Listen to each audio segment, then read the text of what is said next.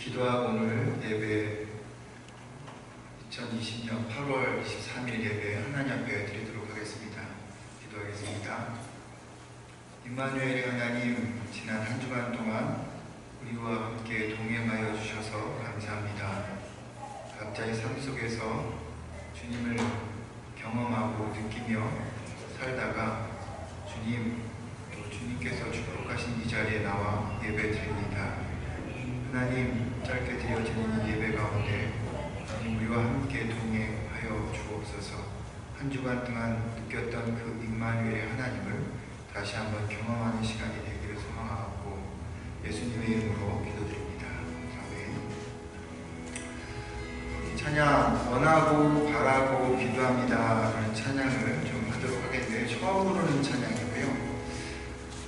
이제 이 팬데믹으로 인해서 교회들이 모이지 못하다 보니까 찬양하고 또 성가대하는 이러한 것들을 줌으로 이렇게 한 사람 한 사람 부른 찬양들을 모아서 50명이 100명이 이렇게 파트를, 예를 들어 소프라노, 베이스, 그 다음에 테너, 엘토 이렇게 네 파트를 각자가 집에서 부르고 나서요, 그것들을 한데 모아서 찬양으로 이렇게 한 그런 영상들이 많이 이렇게 돌아다녔습니다.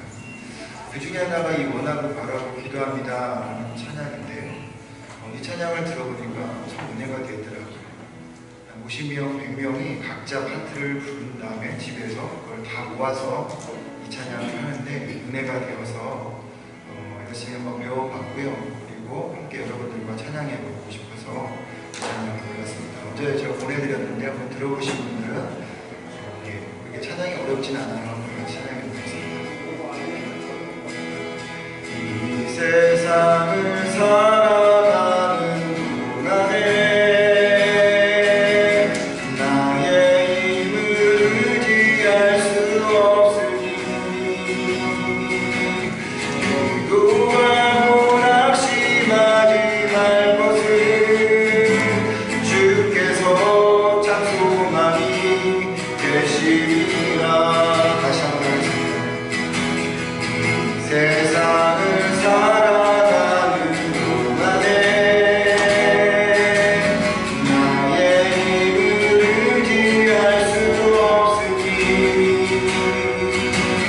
기도하고 낙심하지 말 것을 주께서 참 소망이 되시리라. 하나님의 꿈이 나의 비전이 되고 예수님의 성품이 나의 인격이 되고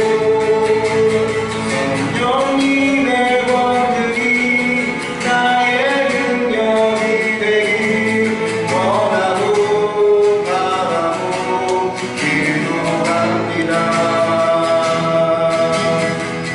세상을 살아가는 동안에 나의 힘을 의지할 수 없으니 항상 낙심하지 말 것을 주께서 참 소망이 되시리라. 하나님의 꿈이 나의 비전이 되고 예수님의 성품이 나의 인격이 되고 성령님의 권능이 나의 능력이 되길 원하고 바라고 기도합니다. 주의 길을 가는 동안에 세상의 것 의지할 수 없으니 감사하고 낙심하지 말 것을 주께서 참 기쁨이 되시리라. 다시 한번 주의 길을 가오라.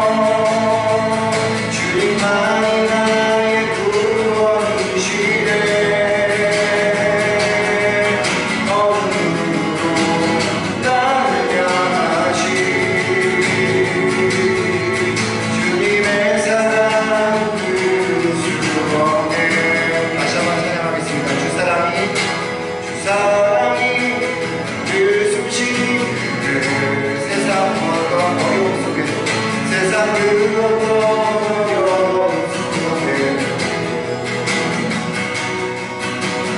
은혜로 나를 보시며 세상 끝날 날이 지켜주시네. 주 사랑이 나를 이끄시네. 사랑이 나를 이끄시네. 내가 갈 수 없는 그 모습 사랑이 나를 붙드시며 세상 끝날까지 인도하시네.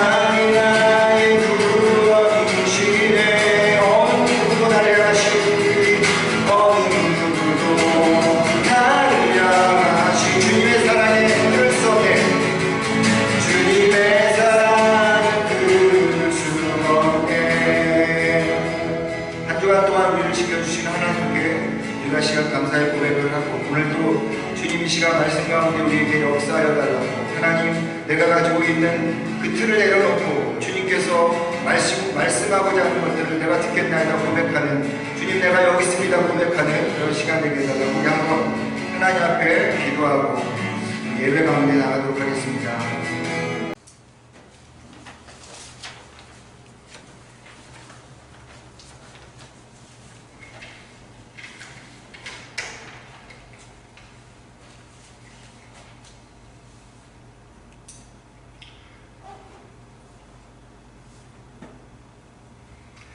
지난주 생명의 삶으로 큐티를 하다가요 한 문장이 제 눈에 꽂혔어요. 하나님은 택하신 백성을 끝까지 책임지십니다. 그 문장이 그 글귀가 제 마음에 꽂혀서 오늘 설교 제목으로 끝까지 책임지시는 하나님이라는 말씀으로 주제로 여러분들과 좀 말씀을 나누고자 합니다. 이방인의 사도로 불림받은 바울에게 한 가지 고민과 또 소원이 있었습니다. 자신의 민족인 유대인들에 대한 것이었는데요. 유대인들은 하나님께서 가장 먼저 선택한 민족이었습니다. 아담, 노아, 아브람, 모세, 다윗으로 이어지는 이스라엘 민족은요, 당시 여러 민족들 가운데 하나님께서 콕 집어서 선택한 민족이었습니다. 그리고 하나님은 이 이스라엘 민족을 통해서 모든 나라가 축복받기를 원하셨죠. 하나님의 이름으로 사람들에게 축복하는 제사장처럼 하나님의 복을 다른 민족들에게 나누어주는 제사장의 나라로 이스라엘 백성을 선택한 거예요. 그렇게 하나님의 특별한 사랑을 받은 이스라엘 민족이었는데 그들이 버림을 받았습니다. 하나님만을 섬기도록 부름받은 이 이스라엘 백성이 신랑이신 하나님을 버리고 눈을 돌려서 다른 신, 다른 우상에게 마음을 준 것이죠. 하나님이 아주 특별하게 사랑해서 선택한 민족이었는데 그런 사랑을 다 무시해버리고 이스라엘 민족들이 자신 마음대로 살았던 것입니다. 그래서 하나님은 이 이스라엘 민족을 벌하셨어요. 다른 민족에게 멸망당하게 한 것이죠. 근데 문제는 이런 하나님의 진노의 심각성을 이스라엘 민족이 그렇게 깊게 인식하지 못했다는 겁니다. 그런 상황에서 바울이 예수 그리스도를 만난 겁니다. 유대인이었던 바울이 예수 그리스도를 만나고 유대교에서 기독교로 개종하면서 복음을 전하다 보니까 하나님을 떠난 자신의 민족이 눈에 아른거린 것이에요. 그래서 이 유대 민족이 하나님께 돌아오도록 하고픈 마음이 바울에게 있어서 강한 열망으로 자리 잡았습니다. 본인도 유대인이 뿌리였기 때문에 지금은 비록 하나님의 축복을 놓쳤지만 우리 동족이 모두가 하나님께 우리 식구가 다 하나님께 구원을 받았으면 좋겠다, 축복을 다시 받기를 원한다라는 마음이 누구보다도 이 바울에게 강력하게 일어났습니다. 하지만 복음을 전하면 전할수록 오히려 이 유대인들의 마음은 더 완고하였던 것, 그리고 쉽게 변하지 않는 모습들을 바울은 보게 되었습니다. 그런 상황 속에서 후발주자였던 이방인들이 복음을 더 쉽게, 더 빨리, 마치 스펀지 빨아듯이, 물을 빨아들이듯이 이방인들이 더 쉽게 받아들였습니다. 그리고 그 이방인들 중에는 하나님께 놀랍게 쓰임받는 사람들도 나타나게 된 것이죠. 그런 가운데 우리가 유대인들보다 더 낫구나. 유대인들은 하나님께서 선택했다가 버렸지만 우리는 하나님께서 이제 선택해서 우리를 사용하시는구나 라고 하면서 은근한 자부심과 그런 교만을 이방인들 사이에서도 갖게 되었습니다. 그래서 바울은요, 유대인들, 자기 동족이 하나님한테 받았던 특권을 박탈당한 것, 그리고 그 가운데 이방인들이 은근한 자부심과 교만함, 그리고 자기 동족에 대한 이러한 안타까운 마음들이 복합적으로 바울의 마음속에 늘 고민거리로 있었습니다. 그러다가 아주 바울이 중요한 사실을 하나 깨달았습니다. 예수 그리스도를 알면 알수록 하나님께서 이 유대인들을 향한 놀라운 계획을 갖고 계시다라는 것을 알게 된 것이에요. 하나님이 이 세상을 향한 은밀하고 치밀한 계획, 특별히 유대인들 향한 아주 은밀하고 치밀한 계획을 가지고 계시다라는 것을 바울이 복음을 전하면 전할수록 예수 그리스도를 통해서 알게 된 것입니다. 은밀하다, 이 말은요, 누구도 알 수 없는 오직 하나님만 아는 사실이다라고 저는 생각하고요. 치밀하다라는 말은 계획이 바늘과 같이 바늘 하나 들어갈 수 없을 정도로 완벽한 그러한 계획이다라는 그런 말인데, 결국 그 말은 하나님께서 유대인들을 향해서 계획을 갖고 있는데 아주 철두철미한 계획, 하나님만 알고 있는 이 계획, 이것을 하나님이 가지고 계시고 그리고 예수 그리스도를 통해서 이 땅에 보여주고 계시다라는 것을 바울이 알았다라고 하는 것입니다. 그러면 그 계획이 무엇이냐? 그 친밀하고 은밀한 계획이 무엇이냐? 라고 할 때 선택받은 이스라엘이 하나님의 진으로 지금은 박탈당했지만, 축복권을 박탈당했지만, 그리고 유대인들 대신 선택된 이방인들이 지금은 앞서가지만 결국 이방인들을 통해서 유대인들이 다시 돌아올 것이다. 그것을 하나님께서 다시 계획하고 있다는 것을 알게 된 것이에요. 궁극적으로 이방인들도 하나님의 그 축복 안에 들어오지만 마지막에 유대인들도 지금은 떠나 있지만 그들도 하나님 앞으로 돌아올 것이다. 하나님의 축복을 받을 것이다. 라는 사실을 바울이 안 것입니다. 이 말의 의미는 무슨 얘기냐면 유대인들 뿐만 아니라 온 세상 모든 사람들이 하나님의 그 축복권 안으로 들어간다라는 것을 말하는 것입니다. 그래서 여러분 이 깨달음이라는 말을 바울은 25절에서 어떤 단어로 사용하고 있냐면 신비라고 이야기하고 있습니다.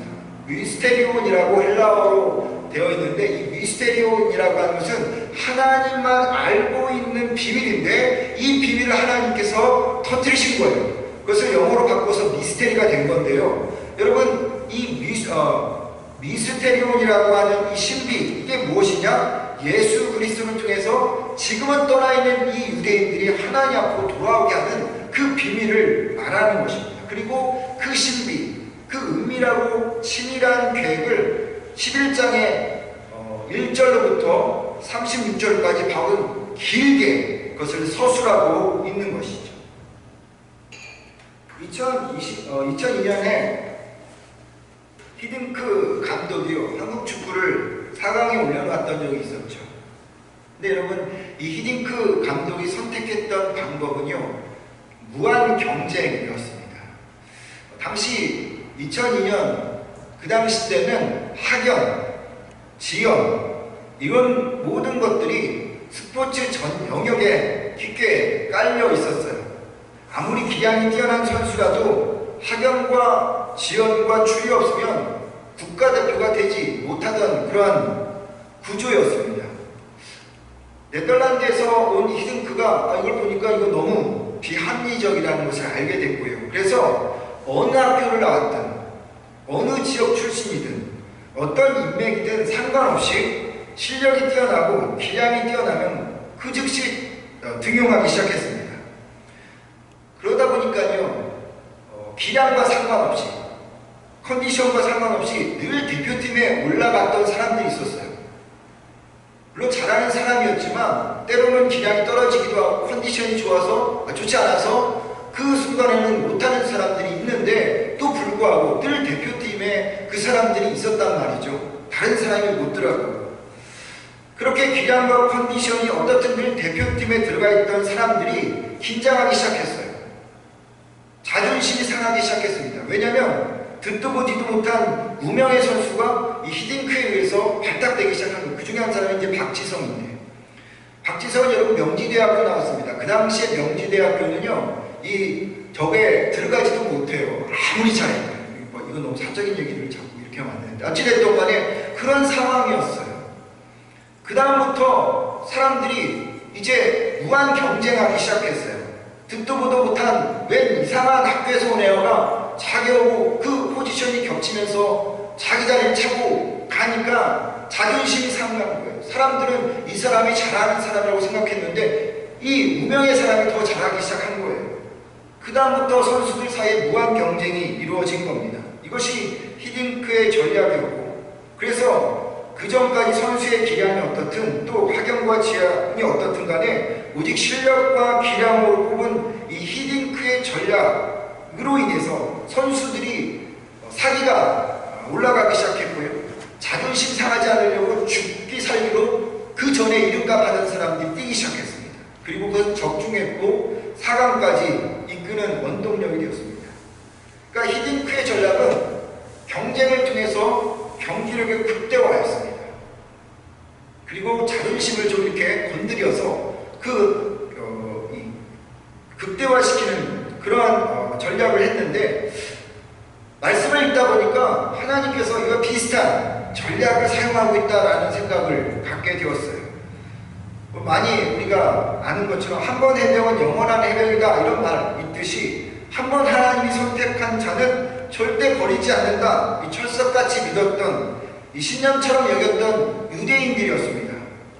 그리고 늦게 믿기 시작한 이방인들이 하나님의 자녀가 된 것이에요. 신념이 깨져버리면서, 그러면서 이 유대인 외 이방인들이 하나님을 믿기 시작하게 되는 거예요.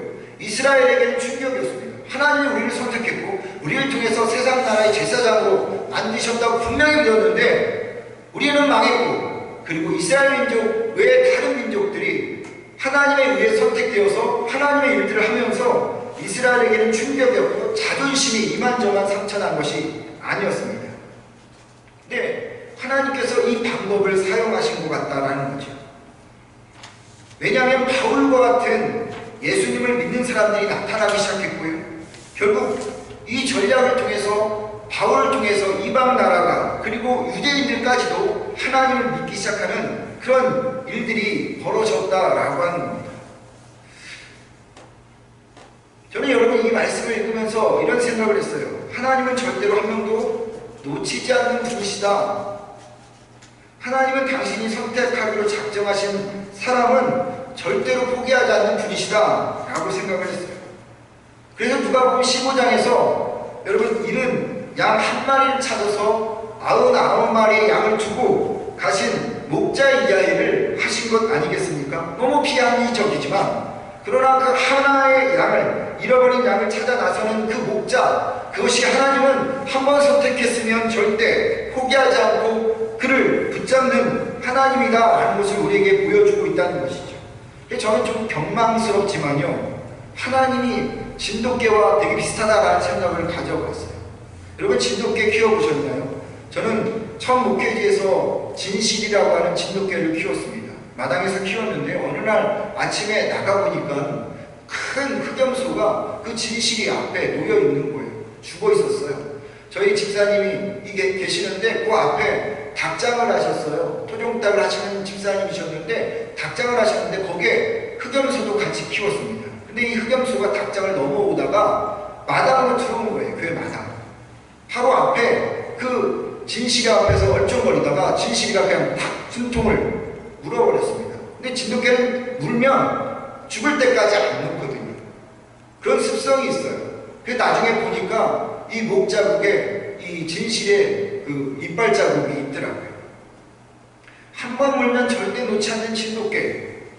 그처럼 하나님은 한 번 선택하셨으면 절대 놓지 않는 분이다 라는 겁니다. 절대 포기하지 않는 분, 끝까지 쫓아가시는 분, 상대방이 싫어도 끝까지 찾아내시는, 역시 좀 경망스럽지만 스토커 같은 분이 하나님이다 라는 것을 생각해 볼 수 있죠. 저는 이런 성품을 잘 표현해 준 말씀이 시편 139편의 말씀이라고 생각합니다.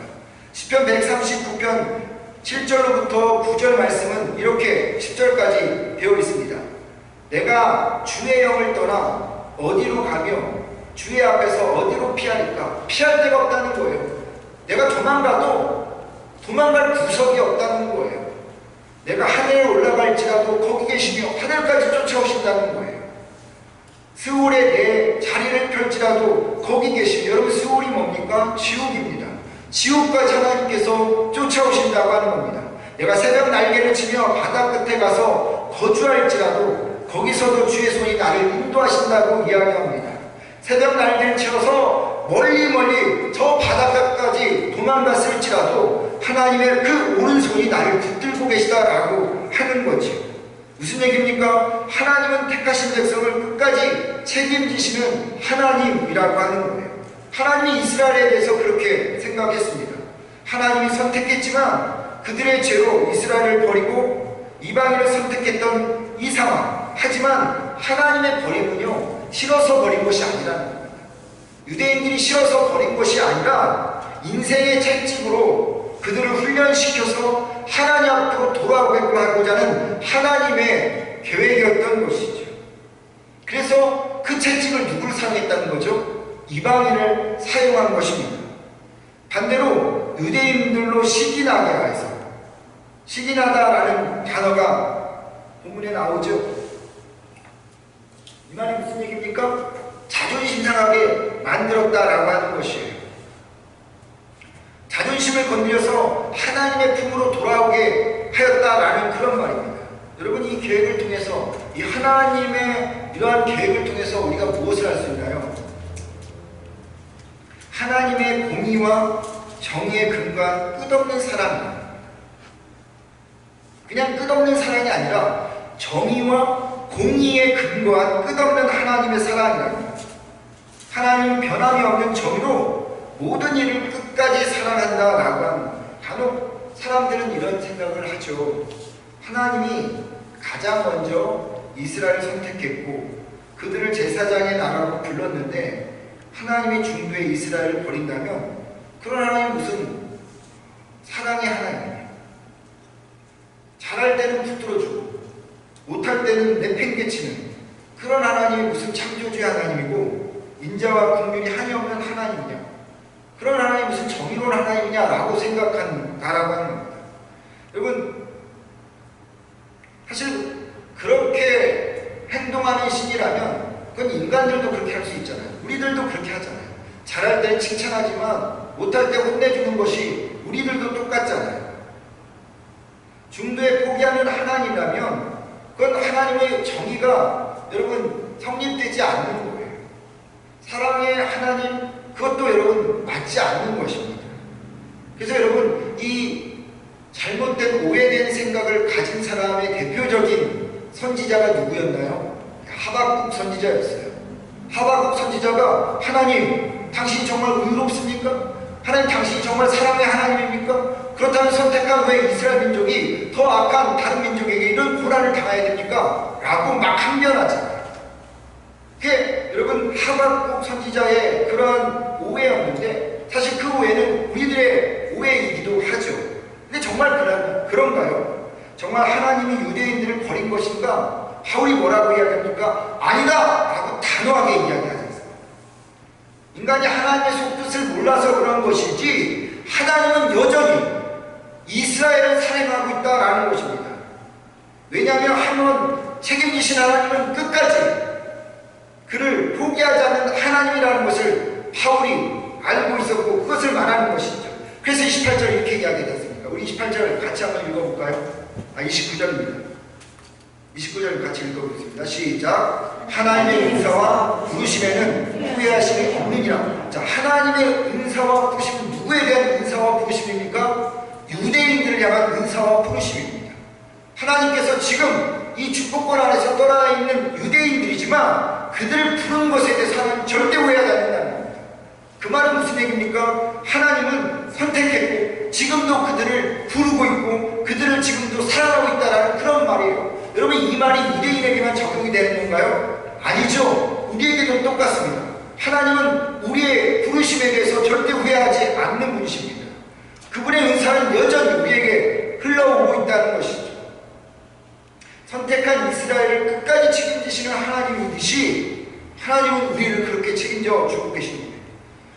오늘 본문의 말씀들을 읽어보시면 여러분, 유대인들이 돌아오는 그 터닝 포인트가 있어요. 그 터닝 포인트가 어떤 상황이냐면 이방인들의 수가 다 차질 때, 이방인의 수가 차지면 그 다음에는 유대인들이 돌아오는데 그 유대인들이 돌아올 때 시온에서 구원자를 보내서 시온에 구원자를 보내서 이스라엘 백성들이 돌아오게끔 하겠다라고 하나님께서 분명히 약속하셨어요. 하나님은 약속의 하나님이십니다. 약속을 지키시는 하나님이에요. 그것을 이야기했기 때문에 이방인의 수가 채워지면 그 다음에 유대인들이 하나님 앞으로 돌아오는 것. 그러니까 결국 유대인들 하나님 버리지 않았다고 바울은 단호하게 이야기하는 것입니다. 그렇다면 여러분, 그렇게 이스라엘 향한 하나님의 마음이 그렇다면 우리에게 향한 하나님의 마음은 어떨까요? 하나밖에 없는 독생자 예수 그리스도를 주시면서까지 여러분과 저를 구원해 주신 하나님의 사랑 어떨까요? 어떻게 보면 하나님은 올인한 거예요. 모든 것을 다 여러분 배팅한 겁니다. 누구를 향해서요? 우리를 향해서요. 당신의 독생자, 전 재산이라고 할 수 있는 독생자 예수 그리스도를 우리에게 올인하신 거예요. 배팅하신 겁니다. 그런데 우리는 쉽게 포기하겠다는 거예요. 절대 그렇지 않다는 것입니다. 우리를 선택하셨고 부르셨다면 끝까지 지키시는 그 하나님이라는 겁니다. 여러분, 이 사랑을 받고 있다면 우리가 얼마나 감격스러울까요? 우리가 하나님의 사랑에 또 정의를 받을 만한 자격도 없는데 우리를 끝까지 책임져 주신다는 이 하나님의 말씀, 바울이 유대인들에게 이야기했지만 이 말씀은 우리에게도 동일하게 주어지는 말씀이에요. 이것을 안다면, 하나님께서 우리를 끝까지 책임져 주신다는 것을 안다면, 오늘 찬양의 가사처럼 여러분, 하나님의 그 사랑이, 하나님의 그 공의가 우리를 숨쉬게 하는 것입니다. 우리를 자유케 하는 것이고요, 절망과 고난의 이 코비드19라는 삶 속에서도 일어날 수 있는 힘을 얻게 되어지는 것입니다.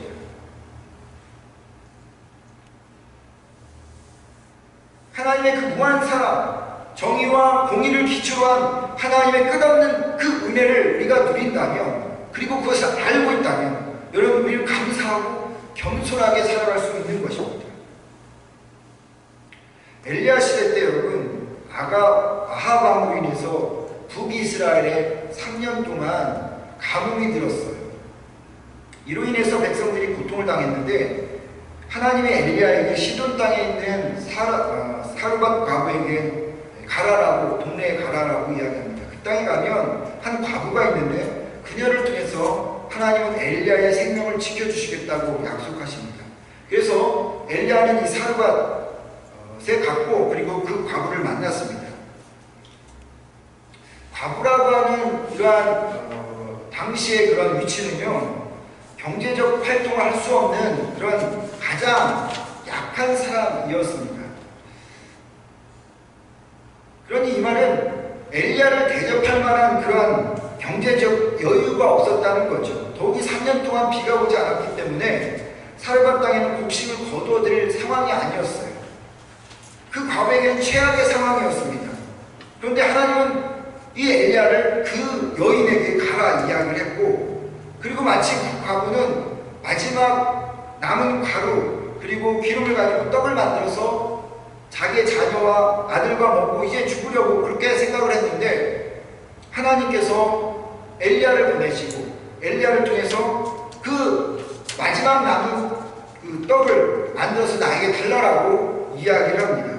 그러면서 엘리야가 이렇게 이야기해요. 이스라엘 하나님 여호와의 말씀이 나 여호와가 비를 지면에 내리는 날까지 그 통에 가루가 떨어지지 아니하고 그 병에 기름이 없어지지 아니하리라 하셨느니라 라고 이야기합니다. 하나님의 사람 엘리야를 지켜주면 가뭄이 끝나는 날까지 하나님은 그녀를 지켜주겠다라고 약속을 해요. 그리고 과부는 말씀에 순종했고, 그런 그녀를 향해서 하나님이 축복하십니다. 여호와께서 엘리야를 통하여 하신 말씀과 같이 통에 가루가 떨어지지 아니하고 병의 기름이 없어지지 아니하니라. 하나님께서 하나님의 사랑을 끝까지 책임져 주시기도 하지만, 누구도 책임져 주시냐면 믿음으로 순종했던 그 여인도, 그 과부도 책임져 주고 있습니다. 근데 언제까지 책임져 주고 있습니까? 엘리야를 만들어주고 엘리야에게 음식을 만들어준 그날까지인가요? 아니에요. 다음 날까지인가요? 아니에요. 그럼 그 해까지인가요? 아닙니다. 비를 지면에 내리는 날까지. 몇 년 동안 비가 안 왔다고요? 3년 동안 비가 안 왔습니다. 그 말은 3년 동안 이 여인을 지켜주겠다고, 하나님께서 책임져 주시겠다고 이야기하는 거예요. 하나님은 책임져 주시는 하나님이라는 것을 말씀하고 있죠. 바울이 3차 전도 여행 후에 포르심세가 되어서 이제 로마로 가는 상황에 배를 타고 가다가 유라굴라 광풍을 만납니다. 그리고 그 배에 타고 있었던 276명의 사람들이 죽을 상황이 되었어요. 배가 파손되었기 때문입니다. 배에는 선원도 있었고 음악 군인들도 있었고 죄수들도 있었습니다. 배가 파손되자 이 군인들은 죄수들이 도망갈까봐 죽이려고 했어요. 그때 바울이 나서서 이렇게 이야기합니다. 바울은 여러분 선원도 아니었고 선장도 아니었어요. 길을 아는, 지중해 물길을 아는 선원도 아니었단 말이죠. 죄수들에 대한 권한을 가지고 있는 사람도 아니었어요. 그런데 이제 안심하라. 너희 중 아무도 생명에는 아무런 손상이 없겠고 오직 배뿐이라 라고 말합니다. 어떠한 권한도 또 없고 제수의 신분으로 로마로 가고 있던 바울이 어떻게 이렇게 안심하라, 두려워하지 말라, 책임지시는 하나님을 경험했기 때문입니다. 사도행전 27장 23절부터 25절의 말씀을 보면 이렇게 말합니다.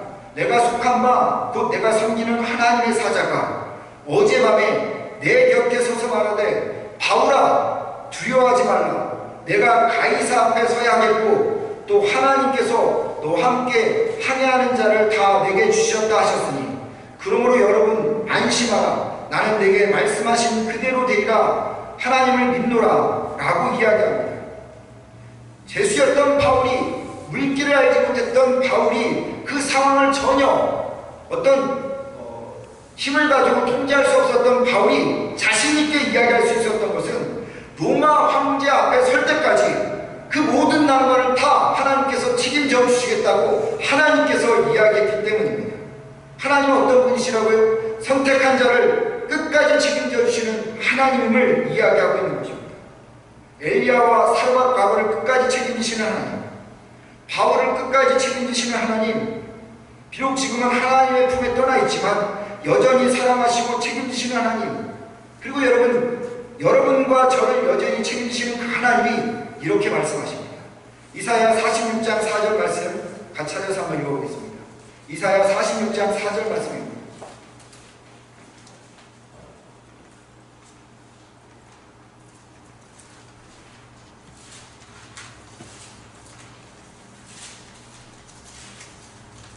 이사야 46장 4절 말씀입니다.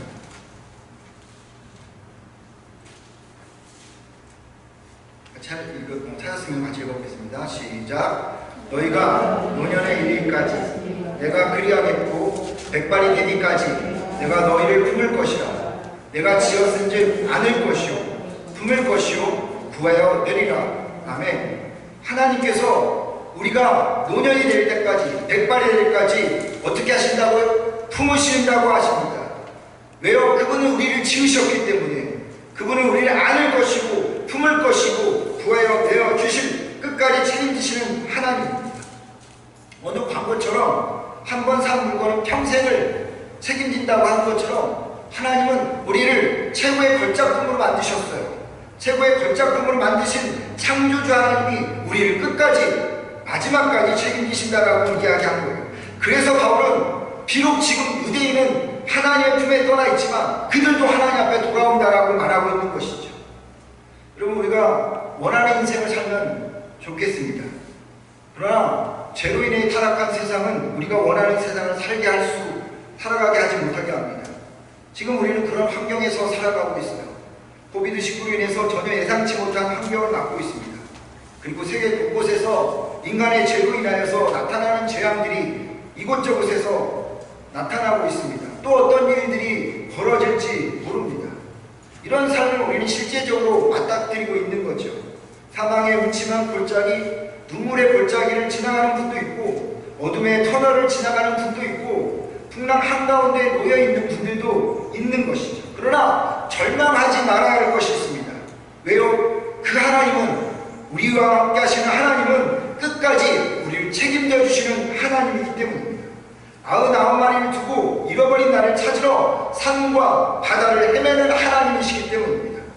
당신의 독생자까지 주시면서까지 우리에게 올인한 하나님이기 때문입니다.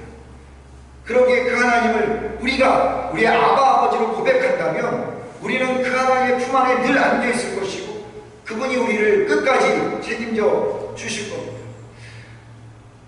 저는 끝까지 책임지시는 하나님을 가장 잘 표현해준 말씀이 바울의 이야기가 참 많은데 로마서 8장 31절로부터 39절까지의 말씀이라고 저는 생각합니다. 31절 이렇게 시작합니다. If God is for us, 하나님이 우리를 위하신다. 하나님이 우리를 위한다면 Who can be against me? 누가 나를 대적하겠는가? Against us, 누가 나를 대적한다? 아무도 할 수 없다는 것이죠. 하나님이 우리를 위하시면 누가 우리를 대적하겠느냐? 하나님이 내 편이신 거죠. 하나님이 여러분과 저를 끝까지 책임지시는 분이죠. 그 하나님이 우리와 함께 하시면, 우리를 위하시면 누구도 대적할 수 없다고 하는 것입니다.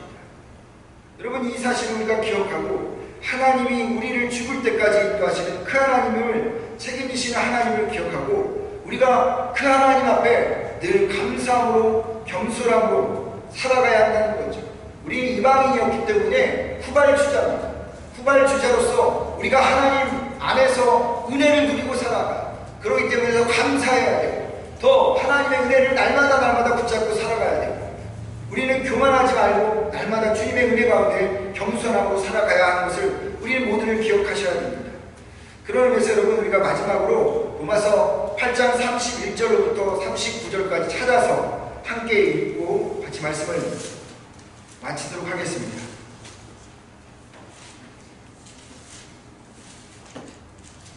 로마서 8장